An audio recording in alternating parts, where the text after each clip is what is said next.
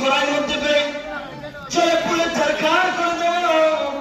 আব্দুল্লাহ ইবনে হুযাইফা বললেন, এতেও কোনো সমস্যা নাই।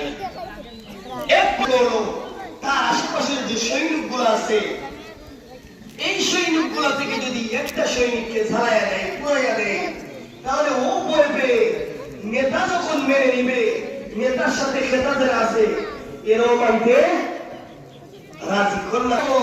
আগে নেতাকে কেমনে ক্যাপচার করি, এই ক্যাপচারের জন্য আব্দুল্লাহ ইবনে হুযাইফার দল থেকে একজনকে ওই কড়াইয়ের মধ্যে ফেলে দিল।